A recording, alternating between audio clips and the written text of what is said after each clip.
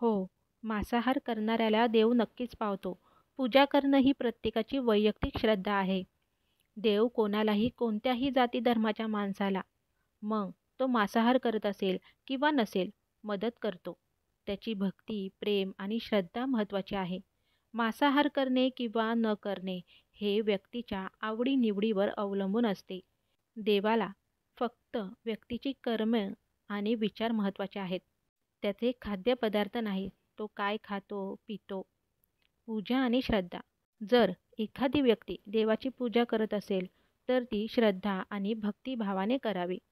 पूजा करताना मांसाहार किंवा इतर कोणताही आहार घेतला आहे की नाही हे महत्त्वाचे नाही.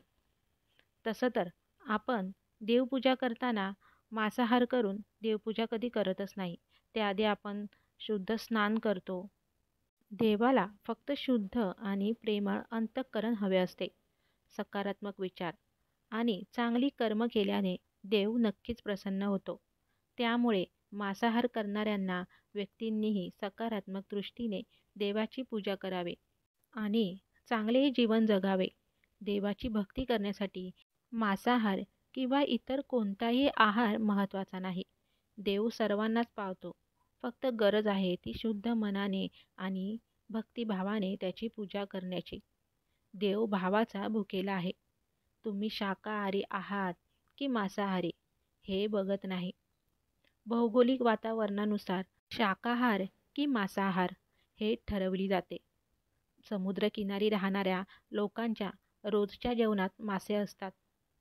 ते सुद्धा भक्तिभावाने देवाची पूजा करतात. देवापुढे 2 हात आणि तिसरे मस्तक टेकवले की झाले. आता कधी-कधी असा पण प्रश्न पडतो, की देवाला मागितलेली इच्छा पूर्ण करण्यासाठी पूजा-अर्चा करणं गरजेचं आहे का? आपल्या मनात भाव व श्रद्धा असेल तर इच्छा पूर्ण होतेच. पण त्यासाठी प्रयत्नाची जोड पण असावी लागते.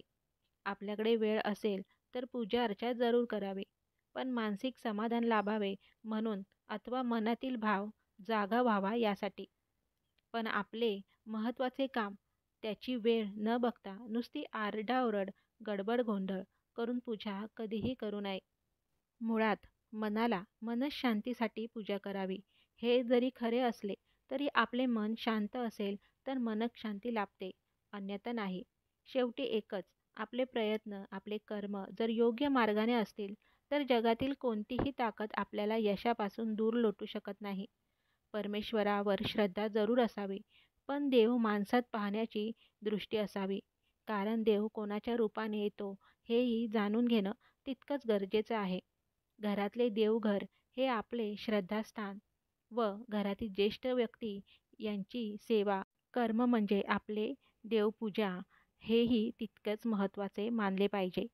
आणि वरील सर्व गोष्टी आपण न विसरता करत असू तर हीच देवपूजा समजावी. अर्थात ही अंधश्रद्धा सांगण्याचा हेतू नाही. धन्यवाद.